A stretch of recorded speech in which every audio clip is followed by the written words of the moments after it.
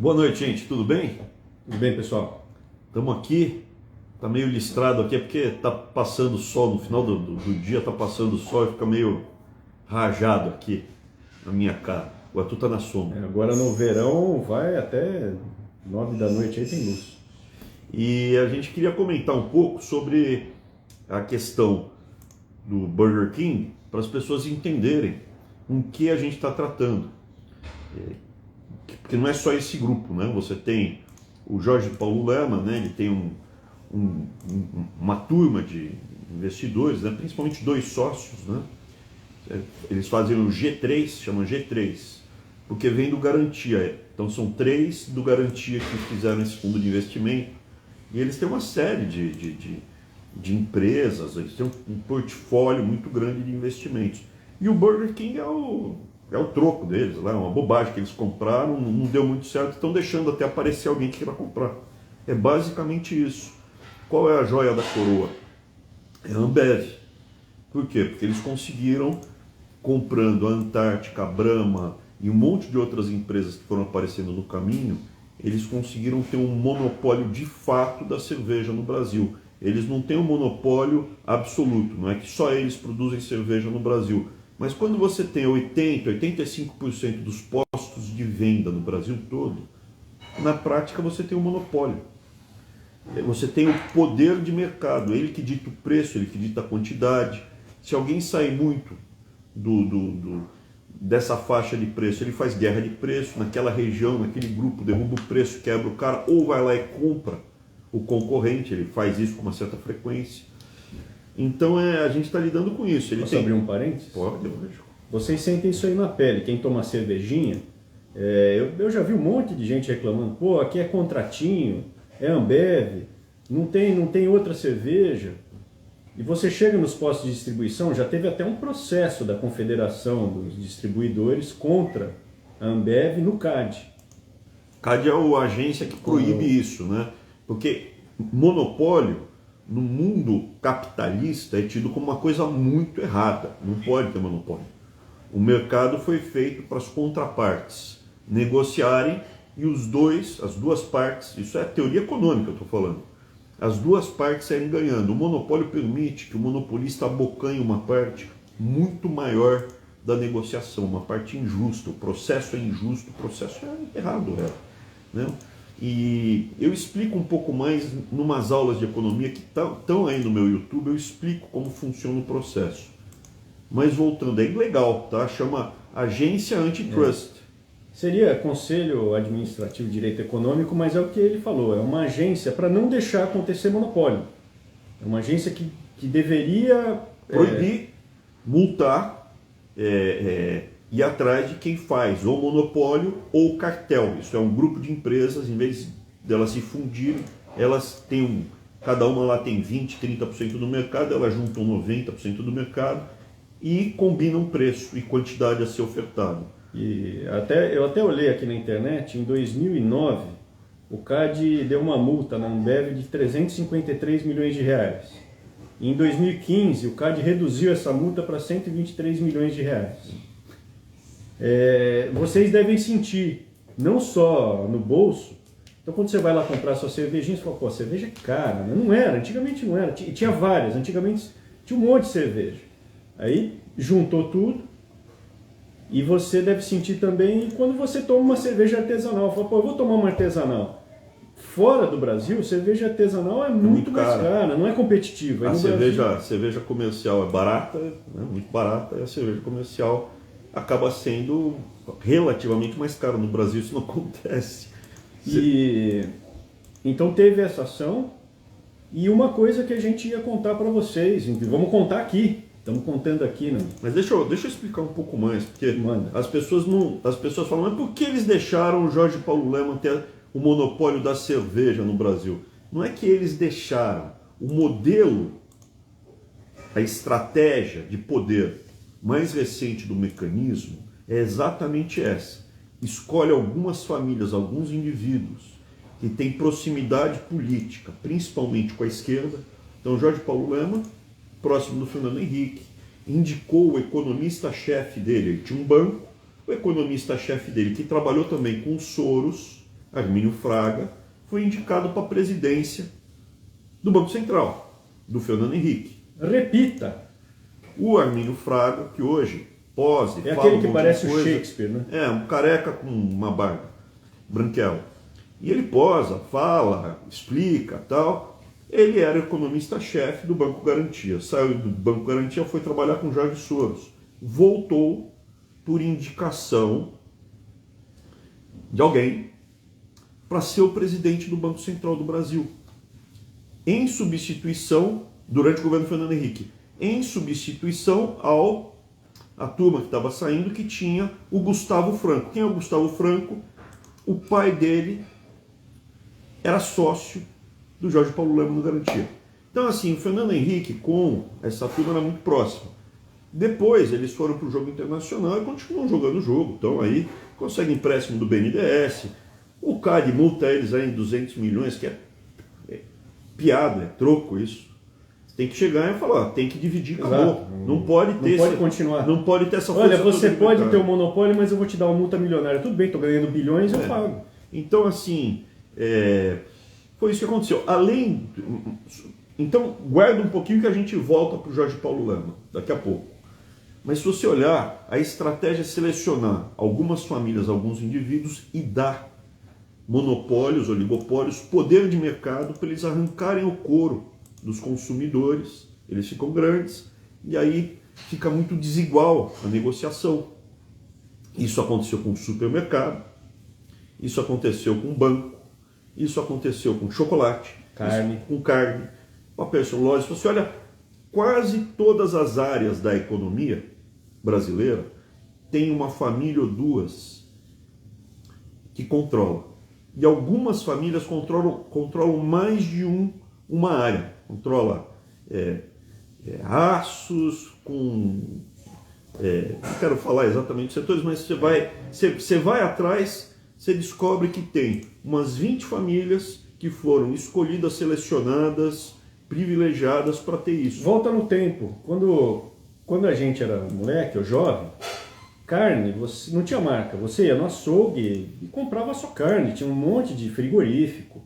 E a carne era mais barata. Frango também, né? Frango. Daí tinha, no final, foi consolidando, tinha duas grandes. Sadi e Perdigão juntaram as duas, fizeram o BR Foods. E agora? Agora o André Esteves, que é um outro banqueiro, tal, que veio lá da época do PT, etc. Agora ele está negociando para JBS comprar a BR Foods. Aí fica uma coisa só, quer comprar proteína animal, frango, carne, qualquer coisa. E a JBS comprou a Swift aqui nos Estados Unidos, cara. Inicialmente... A JBS, por exemplo, tem uma participação muito grande na produção de papel e celulose. Então tudo isso foi feito com, assim, teve muito empréstimo do BNDES, muita isenção tributária. O presidente, uma das pessoas mais importantes na JBS, né, que é o Meirelles, Henrique Meirelles, foi presidente do Banco Central do PT, era deputado eleito pelo PSDB, você vê tudo. Tá lá com o Dória em São Paulo. Tá com o Dória em São Paulo e ficou na JBS anos aí. Foi ministro da Fazenda, eu acho, né, do Temer. Sim. Então, assim, você vê, gira, são as mesmas pessoas, as mesmas famílias, o mesmo grupo. Sabe por que o pessoal não gosta dos Ventral? Porque você não ouviu ninguém falar isso daí, ninguém apontar o dedo. Falar, esses grupos aqui são poucas famílias, são poucas pessoas. Eles ficam desesperados. Estão mandando no Brasil, descobriram. Quem trouxe, quem assobiou e falou, o que o Jorge Paulo Lema está tentando fazer na educação? Eu vou chegar lá. Fui eu. Ele ficou bravo. Né? Soltou lá a cachorrada dele em cima de mim, lá, os deputados. Aí, o Rudi Santana está falando, o problema do Brasil é oligarquia. Oligarquia, você tem os oligopólios, né? Poucos mandam. Oligo é pouco, né? É isso aí. O problema é a oligarquia, os oligopólios e os monopólios. E os oligofrênicos. Né? Tem muito oligofrênico também, que é pouca inteligência. Mas se vocês forem ver, ninguém fala isso aí que a gente está falando, ninguém. Pô, os dois estavam ali, um ligado ao Soros, o outro, o Fernando Henrique. Ninguém sabia disso. Então o que aconteceu? A gente chegou lá, e não é que chega lá, e não basta você saber. Quando você verbaliza, começa a falar, tá errado, eles começam a botar a mira nas... E o que acontece? Essas 20 famílias, elas têm toda a cadeia produtiva debaixo deles. Então eles influenciam, não é só a empresa deles, influencia um monte de outras empresas. Ah, você está fazendo negócio com tal pessoa, tá, ó. Uma corretora que esteja fazendo negócio com um dos grandes bancos que não está satisfeito com... Ó, você contratou tal consultor aí que andou falando mal de um cara bacana. O consultor está fora do mercado financeiro, não consegue mais. Fundo de investimento, não consegue mais. Eles tiram a pessoa do baralho. Por isso que você vê até alguns filósofos, alguns economistas que são consultores, que estão numa virulência muito grande contra o governo. Por quê? Amando. Né? Os caras dependem. Faz uma palestrinha ali, ganha 30 pau, faz outra palestra, tem consultoria, tem... Se ele não for para essa linha, ele não é chamado para os eventos das empresas. Então, o que acaba acontecendo é que a concentração do poder econômico gera concentração de poder político. Isso não foi bolado pelos comunistas. Isso foi bolado pelos fascistas e pelos nazistas. O que aconteceu? O comunismo era economia central planificada, tudo estatal, e não deu certo. Os nazistas e os fascistas faziam isso, escolhiam algumas famílias que tinham um relacionamento incestuoso com o partido, dava dinheiro. O partido chegava ao poder e começava a dar benefício para essas poucas famílias. Grana, contrato, financiamento, etc. e tal. E houve a concentração de poder. Hoje, na Alemanha, se você pegar, até hoje, né, a família Porsche, Ferdinand Porsche, foi o cara que o Hitler escolheu lá para fazer o Fusca, Volkswagen, né? Quem é dono da Porsche hoje em dia? Quem é dono da Volkswagen? Quem é dono da Audi? É a família Porsche. A BMW, quem é dono da BMW? O enteado, isso é, o Goebbels casou com uma mulher que já tinha um filho. Esse garoto, que era um homem, já estava fora de Berlim quando a família se matou, não matou o Goebbels, a mulher e os 6 filhos. Ele estava fora, sobreviveu à guerra e herdou uma empresa que era a BMW, e hoje em dia essa família aí está lá, a BMW. Você vai empresa por empresa, tem muita gente dessa época que teve esses oligopólios, se prendeu no poder e foi, mas parou de se meter na política, não fazem mais. Eles não se metem mais na política, por quê? Porque saíram muito queimados. Nos Estados Unidos, algumas famílias poderosas mantêm isso, né? Mas, por exemplo, o Rockefeller, John Rockefeller, foi lá e fez o monopólio do petróleo. O Theodore Roosevelt foi lá e falou, não vai fazer. Quebra a sua empresa em 5 e você pode ter controle só de uma. As outras 4 você pode até investir, mas não vai ter o controle acionário para ter competição. Só dizer aqui, o João, o pessoal que está perguntando ali também, falou, o que o CAD pode fazer? Isso que ele está falando, ó, tá errado. Acabou. Quebra a empresa em vários, você não pode ser sócio majoritário, você vai ficar com uma parte. Acabou. Mas a gente vai chegar lá. Vamos chegar lá. A gente vai contar o que os irmãos Weintraub fizeram. Calma. Vocês acham que a gente ia ficar sem fazer nada? Lógico. Veja, o nosso apelido, pode falar? Que a gente é papel higiênico? Pode. Nosso apelido é papel higiênico. Pode procurar. Está lá na escola, pode procurar. Ou os Weintraub estão no rolo, ou eles estão na M. Na merda. Né? Não tem mistério. Ou está no rolo ou está na merda. Sempre está ou no rolo ou está de castigo, quebrou a perna, ele nunca quebrou a perna. É que eu não sei se o algoritmo vai tirar a gente. por causa de falar palavrão. Tá bom, então eu vou parar. Mas o que acontece? A gente foi cutucar isso, mas a gente vai deixar para contar depois. No Brasil, esse modelo está sendo copiado pelo marxismo cultural, pelos socialistas, que é o mais branco, pelo PSDB e pelo PT, que no final são primos irmãos, né? Chegar lá, o avô é o mesmo, não precisa ir muito longe. Teatro frequentam o mesmo Natal, tá todo mundo em casa, né? No Natal tá todo mundo feliz e sorrindo. Então o que acontece? O Natal não, que eu acho que eles não comemoram o Natal, mas sei lá, quando tem uma festividade deles lá, tá todo mundo em casa feliz da vida. Então o que acaba acontecendo é isso. Você escolhe algumas famílias, dado que a economia planificada comunista não funciona, e eles vão entregando a economia para essas famílias que têm um relacionamento próximo dos partidos, dos movimentos hoje de esquerda. E aí o comunismo deixou de ser econômico e passou a ser cultural.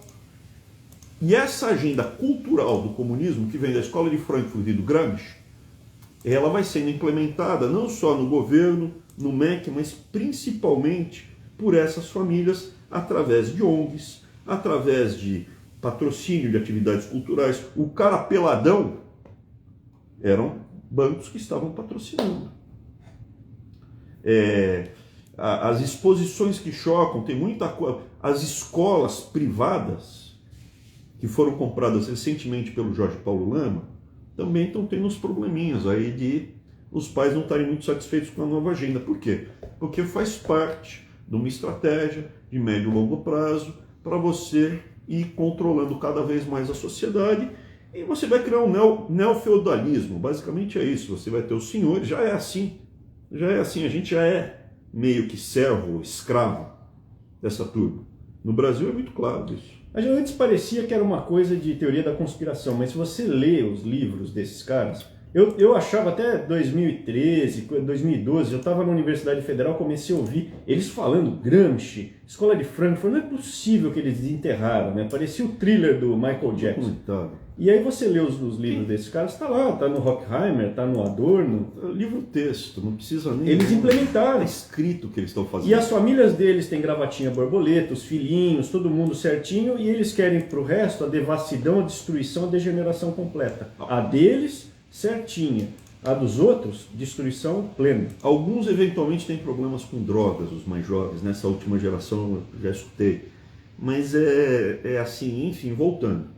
Então, esse é o desenho. Você pega a família Frias, por exemplo, eles têm um monte de empresas, um monte de investimentos gigantescos, são riquíssimos.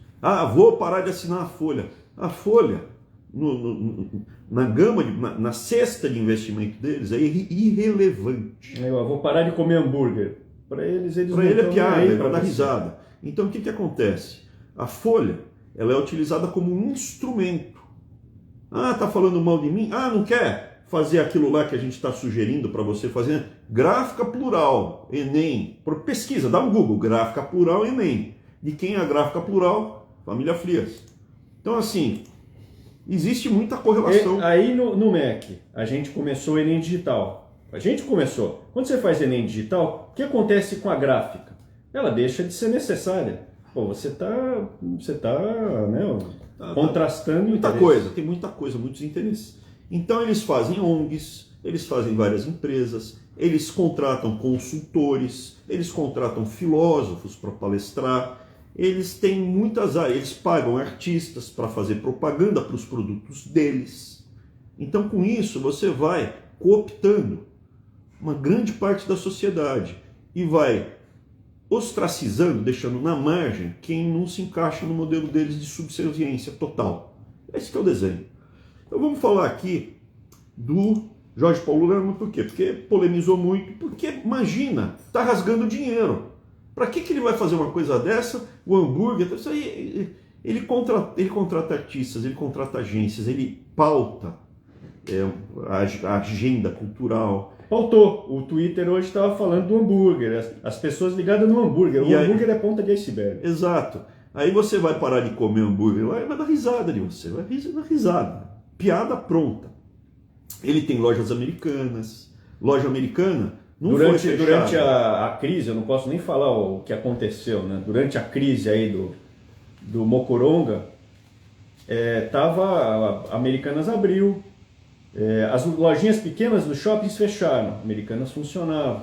Então você tem uma oficina mecânica, você tem uma loja aí, uns secos e molhados, você tem uma alfaiataria, né? Você corte de cabelo, todo mundo fechou. Americanas está aberto.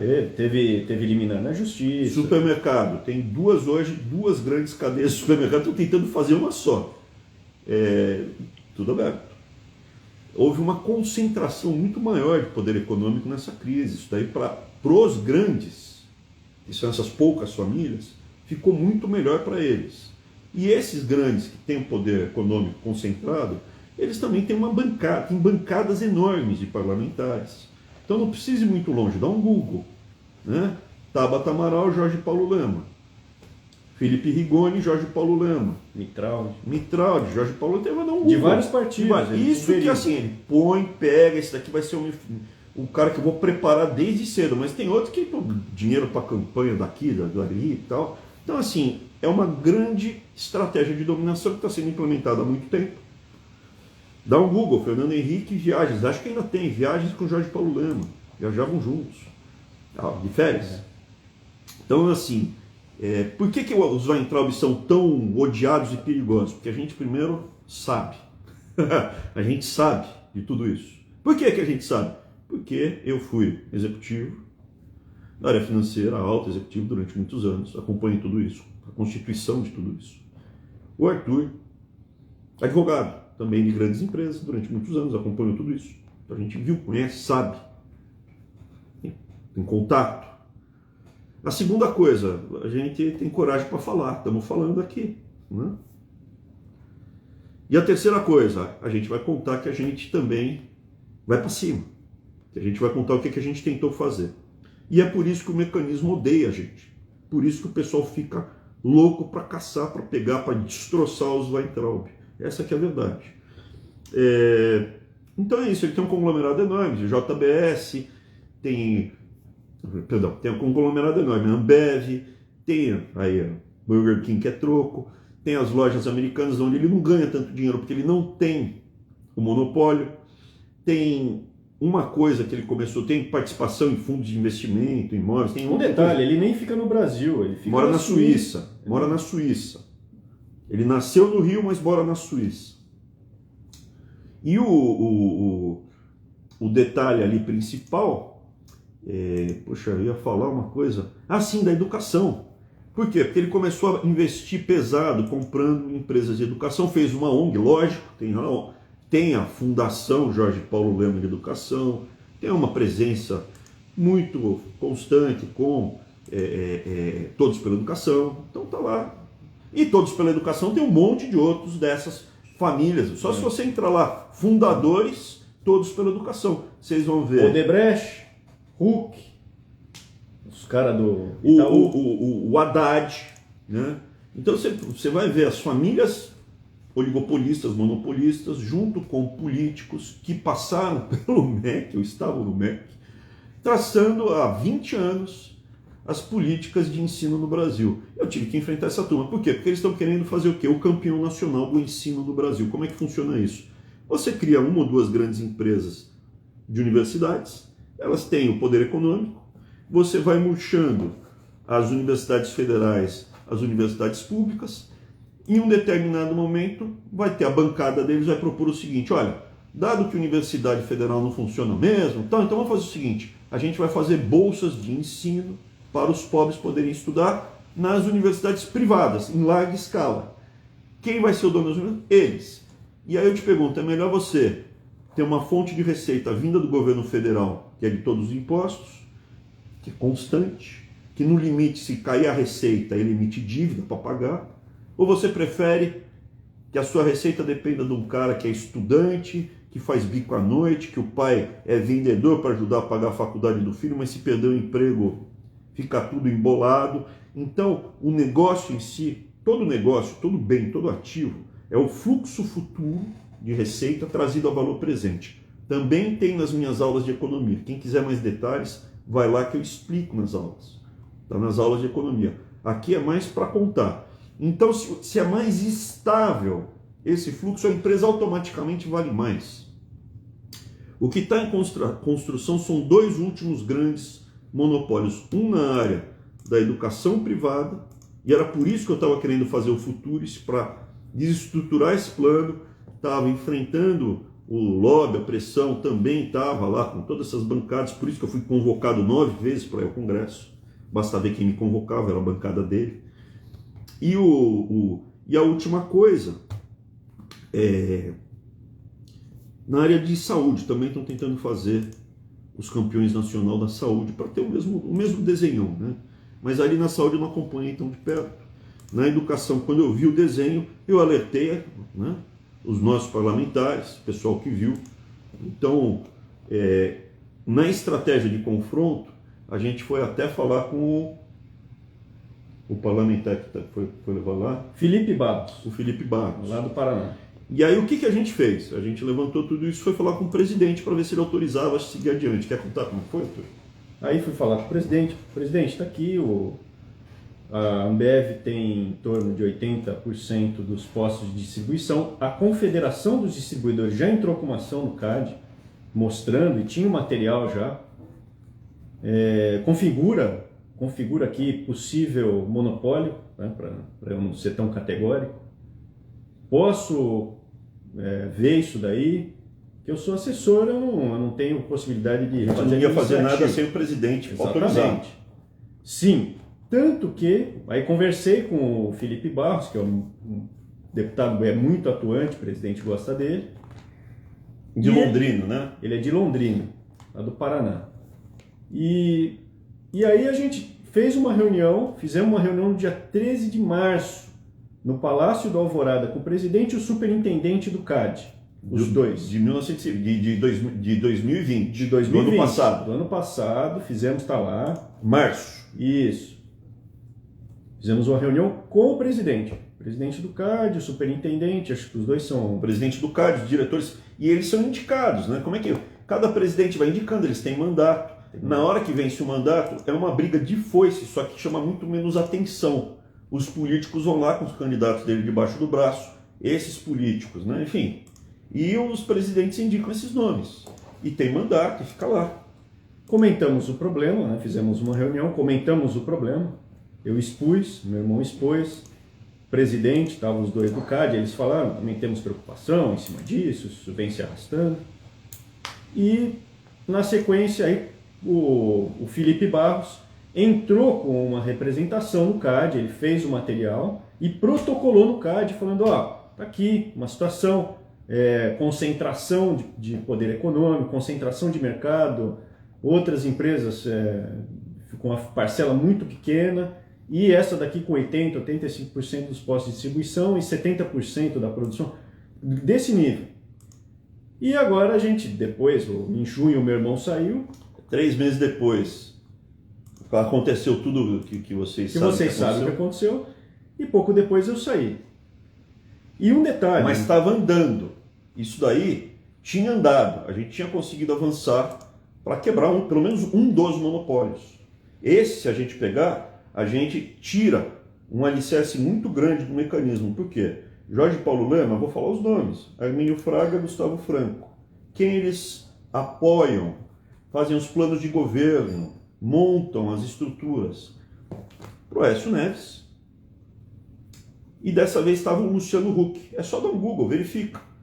Então você vê que tudo vai se fechando e vai se encaixando.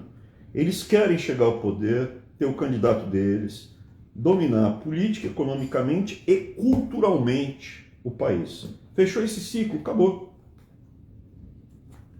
Por isso que essa propaganda é ponta de iceberg, mas a propaganda é direcionada para criança, não é? Ele não vai fazer uma coisa dessa com a cerveja. Ambev ele não vai fazer com cerveja. Por que não vai fazer com cerveja? Porque ali machuca. Ali machuca. Entendeu? Ele não vai fazer isso com lojas americanas. Por que não vai fazer com lojas americanas? Lojas americanas já começa a incomodar. Burger King é troco. Como está todo mundo escondido atrás de CNPJ, pouca gente sabia que é tudo do mesmo dono. E tem várias outras empresas. O pessoal colocou aí agora. Pô, eu vi na postagem que a gente fez. A Heinz também. Cara, quando eu era moleque, eu gostava muito de lasanha congelada. Eu gosto de tudo, né? Mas, agora, recentemente, você chega no mercado, as lasanhas são da mesma empresa, tem o mesmo gosto, é tudo igual, aquelas pizzas congeladas, tudo da mesma empresa, mesmo gosto, tudo igual. Parece até coisa de país comunista, que só tem uma marca, você não tem outra. Você chega aqui nos Estados Unidos, mas não milhares de marcas diferentes. Você chega no Brasil, já está tendo uma marca só. Né? Você vai comprar a sua salsicha, marca só os dois. Não, mas tem Perdigão e Sadia. É da mesma empresa, né? É da mesma empresa, maluco. O que tudo que da tem? mesma empresa. Aí e quando não é da mesma empresa, o cara tem 5 ou 10% de participação no mercado. Ele não consegue. Não consegue mais. Não consegue mais E afetar no o jogo. Distribuidor o cara falou, você não pode pôr as outras. É até objeto desse reclamação. Você não pode pôr de outras empresas aí, meu. Senão você se ferra. E é fácil de negociar, porque são duas cadeias de supermercado, uma de cerveja. Não é que ele tem que falar com 20 supermercadistas, entendeu? É tudo muito fácil. Fechou, está fechando. O cerco está se fechando, tá? Era essa a mensagem bonita que a gente queria deixar para vocês. Mas os Weintraub estavam lá, empurramos, batemos, fizemos, só que a gente teve que sair do país. Exagero, né, Arthur? Que exagero. Que exagero, olha que já Exato. estão atrás. Já estão atrás. Tá, eu vi no Guilherme Amado, acho que do Globo, falando da época, né? Dessa época aqui do CAD, que o Supremo pediu, tá no Amado, pediu a cabeça dele para acalmar ali a situação entre os poderes. Tá lá. Tá na entrevista que o Paulo Guedes deu, é só ver, ele fala textualmente. E agora mais, falar com eles, mais recentemente pedindo a minha, né, cabeça, prisão, extradição. Aí é o Senado, né? Que faz parte do mecanismo, né? Eles não são os donos, eles são os empregados dessas grandes famílias. Por isso que eu falo, o problema não é que a gente lida com o Renan, que já tem o Renan filho, que já tem o Renan neto. Me incomoda muito. Me incomoda muito saber que o meu neto vai ter que lidar com o Renan neto. Me incomoda. O problema é que quem manda no Renan, vocês nem sabem.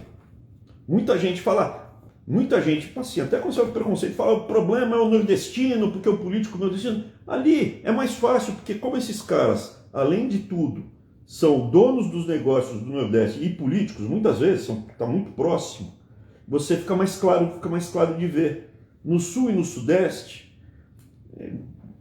a dinâmica das tesouras, o PSDB, você não vê quem manda no PSDB. Não é o Fernando Henrique, não é o Serra, não é o Alckmin. São outras pessoas, essas famílias que têm o poder, que mandam neles, mandam nos consultores, que agora estão falando mal do governo, nos filósofos que resolveram falar mal do governo.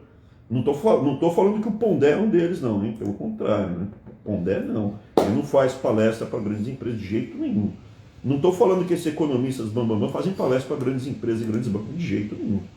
Então, assim, é assim que funciona. É mais ou menos o seguinte, se você não aceitar entrar no sistema, no mecanismo, você vai ser caçado. Vão tomar o seu passaporte.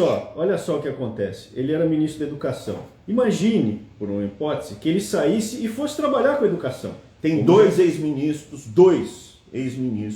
Seria um conflito de interesse? Que trabalham com... E ele ia ganhar muito Jorge dinheiro. Paulo Lema. Agora imagine eu como assessor do presidente, os contatos que poderia ter feito, para chegar no presidente eu te apresento e tal. E se eu tivesse voltado a ser advogado? Um desses ex-ministro autorizou financiamentos para as empresas de educação da ordem de 15 bilhões. 15 bilhões de reais. Então, assim, o que vocês querem que eu te diga? Então, se a gente tivesse ficado de boa, vamos sair do governo, ir para a iniciativa privada, eu vou para um escritório de advocacia com os contatos, sigo conversando. Me transfere para um fundo de pensão. Presidente, exato, me coloca no fundo de pensão. Ou me deixa aqui no MEC, eu fico quieto fazendo só bons negócios e contatos políticos. E ficamos quietos, não seremos mais polêmicos. Ninguém saberia da existência dos Weintraub e tal. Não, e a gente não é... A gente vai continuar gritando. O Brasil é realmente um paraíso. Se você tirar Isso daí começou a ser montado. Eu vou voltar para o Deodoro da Fonseca. Os oligarcas, essas famílias que mandavam no Brasil, no final do século XIX, queriam mais poder. Alguns poucos militares queriam dinheirinho e poder. E tinha também o pessoal que sonhava com uma utopia, que eram meu Deus, fugiu o nome, o cara que era discípulo do Conte lá, o mais famoso dos positivistas militares, o bem, me fugiu o nome. Tinha também o pessoal que depois se arrependeu e viu a bobagem que fez. Mas o resultado teve o golpe, os milicos foram afastados, depois ficou lá o Deodoro, que era um trapalhão, um vaidoso, durou 2 anos, veio Floriano com mão de ferro e segurou a República, colocou a República para funcionar, e vieram os oligarcas, tomaram poder. A hora que começou a República com café com leite, foi só o que me interessa, eram essas famílias era a República do Café com Leite, porque quem dominava era o pessoal do café, né? Os mineiros e os paulistas iam se intercalando. Mas nas províncias houve uma descentralização do poder e quem mandava eram as famílias mais poderosas de cada um desses estados mais afastados. Então, a estrutura toda foi montada ali. E isso vem se sofisticando com alguns espasmos, né? Vem a porcaria do Getúlio Vargas, faz toda a lambança, isso gera mais instabilidade no país. Então, desde que houve esse golpe militar de 1889, o Brasil é uma sucessão de oligarcas que se apoderam do Estado, que exploram a nação, os cidadãos, que geram benefícios, corrupção, golpes militares. É uma sucessão de golpe militar, de volatilidade, de estresse, coisa que não tinha no Império, né? Por que não tinha no Império? Porque você conseguia, com o poder moderador, quebrar essa dinâmica. Constitucionalmente, se tivesse por acaso, não estou falando que aconteça hoje, um STF que não estivesse zelando pelos interesses da nação, através do poder moderador, você tirava eles. Mas o imperador não estava no dia a dia, ele saía do dia a dia, quem tocava o dia a dia era o presidente do Conselho de Ministros. Né? Era o presidente do Conselho de Ministros, era o primeiro-ministro, né, que tinha um mandato, fazia, iam se intercalando, era Partido Conservador, Partido Liberal, caía, voltava, e o imperador só entrava nos momentos que a máquina não estava funcionando. É famoso isso, Dom Pedro II tinha um livrinho, um caderninho, que ele punha o nome dos corruptos. Ah, o fulano é corrupto? Escrevia o nome dele lá, acabou. Se o seu nome tivesse lá, você não fazia mais negócio com o Tesouro Nacional, com o Império, acabou. Você estava ostracizado. No Brasil, você volta pro jogo. O cara é eleito, é reeleito, é inocentado. Com Dom Pedro I, os irmãos Andrada andaram peitando aí uns corruptos e aí correram com os irmãos. E aí Dom Pedro I depois trouxe de volta. Então, assim, é isso. Eu não tenho a solução, porque é muito difícil eu voltar a Dom Pedro. Não tem como ressuscitar ou clonar Dom Pedro II e colocar ele lá. Mas a gente tem o diagnóstico, o que aconteceu. Sabendo o que aconteceu, entendendo o que aconteceu, talvez a gente consiga encontrar, todos nós juntos, pensando juntos, numa solução para o país. Nós dois aqui, a gente consegue fazer muito, mas não consegue fazer tudo. A gente precisa do apoio de vocês. E a dinâmica toda é essa, tá? Brasília, o poder, né? A corte, não estou falando da cidade, a corte é cercada por esses grupos, essas famílias, essas pessoas que estão lá há 30 anos. Ninguém que tem um cargo alto não tem um bom trânsito, ou pelo menos um bom diálogo, ou ao menos não é odiado por esses grupos, pelo mecanismo, porque senão ele não conseguiria ser promovido nesse período.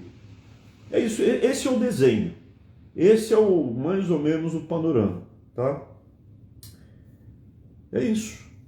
Foi rapidinho, né? Foi bom, pessoal. Acho que beleza? Qualquer coisa, a gente vai se falando aí, tá? Ó, e quem não viu, lá no meu canal do YouTube tem umas aulinhas de economia. Não é graduação em economia, eu tento fazer mais didático e mais simples do que seria numa aula de graduação. Então acho que é mais fácil. Tem uma listinha de livros, são 10 aulas de economia. Ali fala de monopólio, fala de oligopólio, fala de bastante coisa. Tem também umas outras aulas de conjuntura brasileira e agora a gente começou as aulas de história para falar justamente disso que eu comentei um pouco aqui nessa live. Já está a primeira aula de história, que é do Marechal Deodoro da Fonseca e do golpe, né? Que é a República do Mané, que o nome é Manuel, né? E ele falou que não queria mais ser militar, então tem que tirar o marechal dele, né? Não pode ficar marechal. Ele pediu para não ser mais militar. Depois vamos soltar amanhã do Rui Barbosa. E a gente vai soltando, tá? As aulinhas e vamos tentar montar essas estruturas para a gente ter um diagnóstico do que está acontecendo no Brasil e junto a gente consegue achar uma solução, traçar uma estratégia. Nós vamos voltar para o Brasil, mas vamos precisar do apoio de vocês para vocês nos defenderem, tá? Sempre. Obrigado, viu? Fiquem com Deus aí, ó. Tudo de bom. Obrigado.